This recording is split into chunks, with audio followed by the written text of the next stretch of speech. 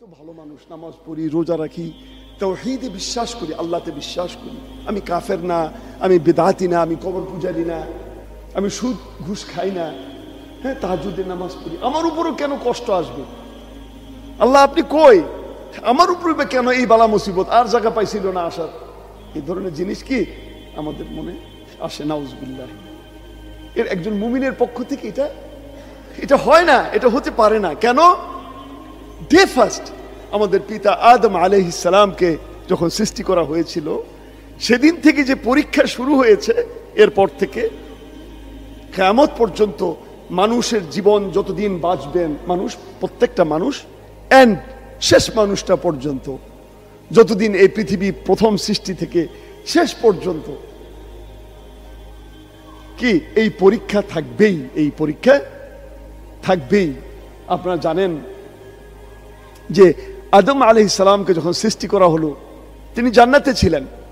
জান্নাতে থাকার পর তার জন্য তার স্ত্রীর ব্যবস্থা করা হলো।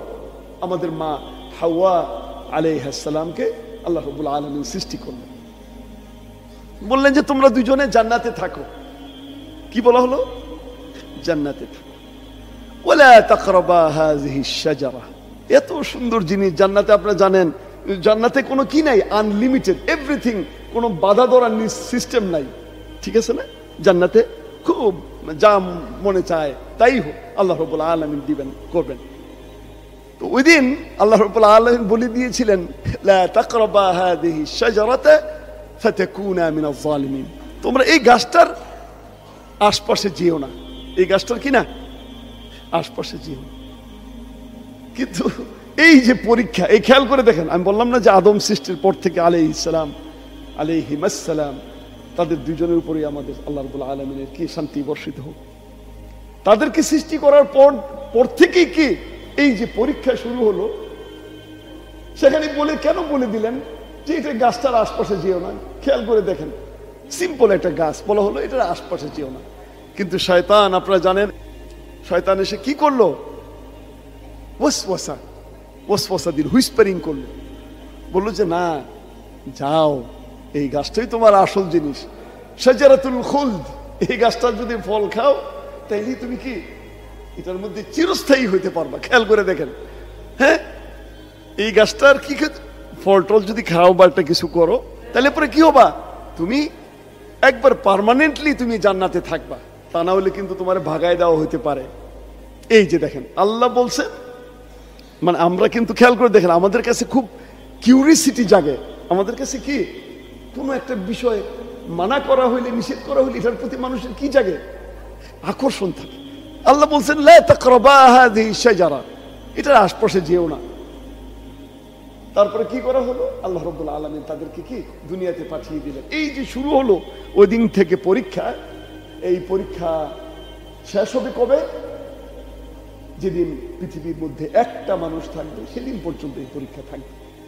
অতএব এই পরীক্ষা থেকে কি করা যাবে না, অ্যাভয়েড করার কোনো ব্যবস্থা নেই। এই পরীক্ষা থেকে কি করা যাবে না, এই পরীক্ষাটাকে অ্যাভয়েড করা যাবে না। বাংলাদেশ পৃথিবীর পরীক্ষা অ্যাভয়েড করা যায়, পড়লাম না, পরীক্ষা দিলাম না, ওই যে ক্লাস 2, 3, 4, 5 পর্যন্ত পড়লাম, আর পড়তাম না, ঠিক আছে ঠিক আছে, পরীক্ষা টরীক্ষা দিব না। কিন্তু এটা কি তেমন না, কারণ ওই যে শয়তান চ্যালেঞ্জ দিছিল, শয়তান ইবলিস বলেছিল না যে আমাকে আল্লাহ কয়েকটা কথার মধ্যে একটা, যে আমাকে লম্বা হায়াত দিবেন, আমি আপনার বান্দাদেরকে এমন এমন করব, এটা সেটা করব। আল্লাহ বলছে ঠিক আছে যাও, পারলে কি করো করো, আমার ভালো বান্দাদেরকে যদি পারো দেখি। এই যে চ্যালেঞ্জ নিয়ে আসছো, এই যে পরীক্ষা, এই পরীক্ষাটা চলতেই থাকবে, চলতেই থাকবে up to the end of this world. এই পৃথিবীর শেষ হওয়া পর্যন্ত কি এই পরীক্ষা চলতেই থাকবে। এখন মজার বিষয় হলো, এই পরীক্ষাটার কিন্তু একটা মজার বিষয় আছে। যে পরীক্ষা দেয় তার জন্য কিন্তু একটা বিষয় আছে, সেটা কি? সে পাশ করলে পরে কি হয়? সে পুরস্কৃত হয়, হ্যাঁ, ফার্স্ট ক্লাস, সেকেন্ড ক্লাস, হ্যাঁ, তারপরে এক্সটেন্ড করে বা এটা সেটা, এখন কি জিপিএ 4, 5 বা এই জাতীয় পায়, তাই না? যে পরীক্ষা দিল না তার কিন্তু এই রিকগনিশনটা নাই, এই যে তার স্বীকৃতি, তিনি যে ভালো ছাত্র, ভালো মানুষ, হ্যাঁ, বড় চাকরি, রিকগনিশন তার কি নাই। অতএব এই পরীক্ষা যখন আমরা পাশ করব ইনশাআল্লাহ, এটা মনে রাখবেন, পরীক্ষাটা ভালো জিনিস। এই পরীক্ষাটা মোকাবেলা করতে পারলে, পরীক্ষার হলরুমে বসতে পারলে, ভালো লিখতে পারলে কি করা যাবে? ইনশাআল্লাহ জান্নাতে আমাদের দারাজাতকে আমাদের বুলন্দ হবে ইনশাআল্লাহ। আমরা আল্লাহ রাব্বুল আলামিনের কাছে কি পাবো? আমরা পুরস্কৃত হব ইনশাআল্লাহ। এই কষ্টটা কিসে পরিবর্তিত হবে? রিওয়ার্ড, অ্যাওয়ার্ডে পরিবর্তিত হবে, পুরস্কারে পরিবর্তিত হবে। তাই কোনোভাবেই এই পরীক্ষাকে কি করা যাবে না, খারাপ বলা যাবে না। প্রথম তো হলো এটা তাকদীর, আল্লাহ রাব্বুল আলামিন আমার জন্য কি করেছেন? এটা লিখে রেখেছেন আমার জন্য। আর এটাকে সবরের সাথে কি করতে হবে? মোকাবেলা করতে হবে। এক্সাম হলে গিয়ে যদি অস্থির হয়ে যান, কাজ হবে? পরীক্ষা হলে অস্থির হওয়া যাবে না, ঠান্ডা মাথায় চিন্তা করতে হবে। হ্যাঁ, প্রশ্নের উত্তর ঠান্ডা মাথায় লিখতে হবে। এটাই হচ্ছে আমাদের কথা। আল্লাহ রাব্বুল আলামিন বলছেন, ওয়া ইয়ামসাসকুম বিদুররিন ফালা কাশিফা লাহু ইল্লা হু। তোমাকে যদি কোনো কিছু দুঃখ কষ্ট তোমাকে স্পর্শ করে, ফালা কাশিফা লাহু ইল্লা হু, তাকে তার থেকে উত্তরণের, তার থেকে পরিত্রাণ দেওয়ার, ওখান থেকে বাঁচিয়ে নেওয়ার আর কেউ নেই। ইল্লাহু, হ্যাঁ একজন আছেন, তিনি কে? হু আল্লাহ, তিনি হচ্ছেন আল্লাহ। একমাত্র আল্লাহ ছাড়া আমার যত দুঃখ কষ্ট, যত পরীক্ষা, যত কিছু আসুক না কেন, তা থেকে কে নেই পরিত্রাণ, মানে ওখান থেকে আমাকে এসকেপ করার, ওখান থেকে আমাকে বাঁচিয়ে নেয়ার আর কেউ নেই। হ্যাঁ একজন আছেন, তিনি কে? আল্লাহ। অতএব আপনি একটু খেয়াল করে দেখেন যে মহান আল্লাহ যখন আমাকে এসকেপ করবেন, আমাকে বাঁচিয়ে নেবেন, এর মানে এই বাঁচানোটা কি হবে? এটা একটা বিশাল ব্যাপার। এই বাঁচানোটা কি? একটা বিশাল ব্যাপার। তাই আল্লাহ রাব্বুল আলামিন বলছেন, ওহুয়াল কাহিরু ফাওকা ইবাদি। যতই কষ্ট হোক, যতই করোনা আসুক, যতই মুসলমানদের উপর দুঃখ দুর্দশা বিভিন্ন দেশে আসুক না কেন, আল্লাহ রাব্বুল আলামিন বলে দিয়েছেন, কি বলছেন? ওহুয়াল কাহিরু ফাওকা ইবাদি। এই বান্দাগুলো যারা জালেম, যারা জুলুম করছে, তাদের উপর কে ক্ষমতাবান? কে? ওহুয়া আল্লাহ, তিনি কি তাদের উপর কাহির, তিনি তাদের উপর গালেব, তার শক্তি অনেক অনেক শক্তিশালী, তিনি গালিবুন আলা আমরি, তিনি প্রত্যেকটা জিনিসের উপর কি? তিনি গালেব, তাকে মাগলুব, তিনি মাগলুব নন, তাকে করা যাবে না। হ্যাঁ, ডিফিটেড নন তিনি, তাকে ডিফিট করা যাবে না, তিনি ডিফিট করেন, তিনি গালেব, তিনি পাওয়ারফুল, অলমাইটি। সম্মানিত ভাইরা আমার, তাই এই জিনিসগুলো যখন আল্লাহ রাব্বুল আলামিনের সিফাতগুলো যখন আমার মনের মধ্যে আসবে, আমার ব্রেনে আসবে, তখন আমি কি করব? আমি সবর ইখতিয়ার করব যে হ্যাঁ আমার রব আমাকে কি করবেন? এ থেকে আমাকে পরিত্রাণ দিবেন বা করবেন, আমাকে এখান থেকে এসকেপ করবেন ইনশাআল্লাহ। আরেক জায়গায় আল্লাহ রাব্বুল আলামিন বলছেন, ওহুয়াল কাহিরু ফাওকা ইবাদি ওয়া ইউরসিলু আলাইকুম হাফাযা। এবং তিনি তোমাদের উপর কি? হেফাজতকারী পাঠিয়ে দিবেন। কি করবেন? হেফাজতকারী, যাকে তোমাকে হেফাজত করবে, সেভ করবে, এমন কাউকে তিনি পাঠিয়ে দিবেন। তাই ভাইরা আমার, আমরা কি করব না? অস্থির হব না, ধৈর্য হারাবো না ইনশাআল্লাহ। সম্মানিত ভাইরা আমার, আল্লাহ রাব্বুল আলামিন বলছেন, ওমা আসাবাকুম মিন মুসিবাতিন ফাবিমা কাসাবাত আইদিকুম ওয়া ইয়াফু আন কাসীর। আল্লাহু আকবার। এই অস্থির হইবেন কেমন? অস্থিরটা হইবেন কেমন? যখন বুঝবেন যে আপনার অন্যায়ের কারণে একজন চুরি করছে, চুরি করার পরে তার 10 বছরের জেল হয়েছে বা 5 বছর 2 বছরের জেল হয়েছে, সে কিন্তু সব সময় একটা গিল্টির মধ্যে থাকবে। ওই জেলে গেলেও কবো যে আরে যদি চুরিটা না করতাম, যদি চুরিটা না করতাম। তাই আল্লাহ রাব্বুল আলামিন বলছেন, ওমা আসাবাকুম মিন মুসিবাতিন, যত রকম মুসিবত তোমাদেরকে স্পর্শ করে, মুসিবত তোমাদের, বালা মুসিবত তোমাদের উপর আসে, ফাবিমা কাসাবাত আইদিকুম, বলছেন এটা হচ্ছে তোমাদের হাতের কামাই, তোমাদের কি? নিজেদের অর্জন, মানে তোমরা কিছু না কিছু করছো, তোমরা কি কিছু না কিছু করেছো, সেজন্যই আজকে তোমাদের উপর এই বালা মুসিবত। ভাইরা আমার, যখন আমি এই জিনিসগুলো ভিতরে রাখবো, বুঝবো, তখন কি অস্থিরতা কাজ করবে? না, তখন বুঝবো যে ঠিকই আছে। কি? তখন বুঝবো কি? ঠিকই আছে যা হচ্ছে। আল্লাহ রাব্বুল আলামিন বলছেন, তোমরা ইন্নাল মাউতাল্লাযী তাফিরুনা মিনহু, ও নবী আপনি বলে দেন যে মৃত্যু তোমরা তার থেকে পালিয়ে বেড়াও, ফাইন্নাহু মুলাকিকুম, সেই মৃত্যু তোমাদেরকে এসে আলিঙ্গন করবে, তোমাদেরকে ধরবে।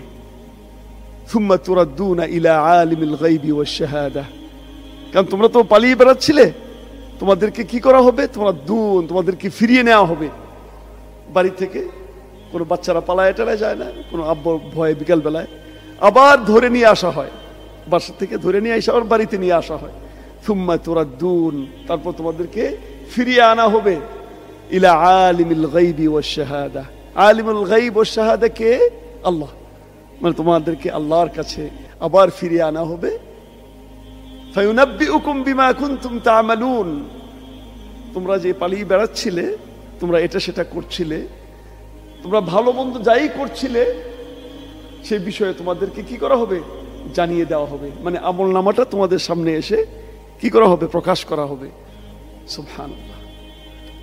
তাইলে এর মানে হচ্ছে ভাইয়েরা ও বোনেরা, মানে আমরা যারা মনে করছি এখনো যে না আমি আরো অ্যাটলিস্ট 80 বছর বাঁচবো, শেখ মরহুম গোলাম সারোয়ার বলে দেন না কি তোমরা 80 বছর পর্যন্ত বাঁচাটা কিনা গ্যারান্টিড না, এটা কোনো গ্যারান্টি নাই।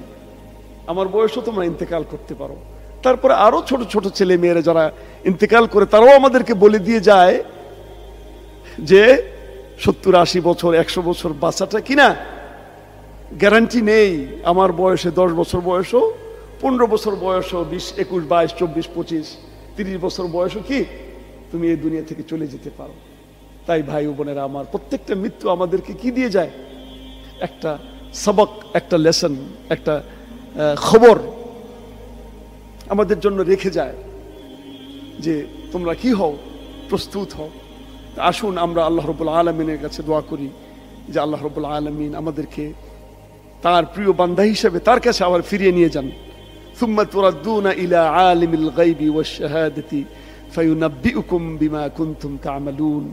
যখন আমাদেরকে তার কাছে ফিরিয়ে নিয়ে যাওয়া হবে, তখন তিনি যদি আমাদেরকে বলেন এই দেখো তুমি ভালো ভালো কাজ করছিলে, তখন কেমন লাগবে? অনেক ভালো লাগবে, তাই না?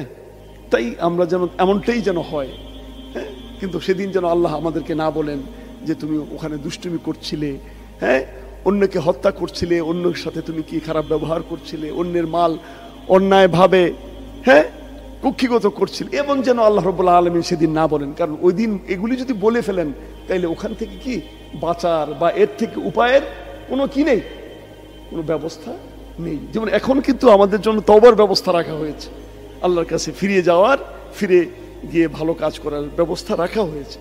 সেদিন সব দরজাগুলো বন্ধ হয়ে যাবে।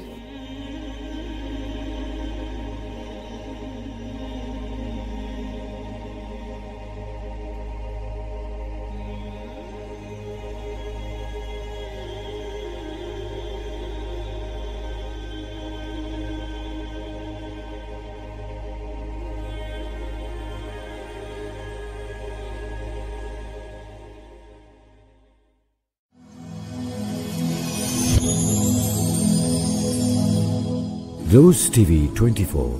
Enjoy by listening to the Holy Quran.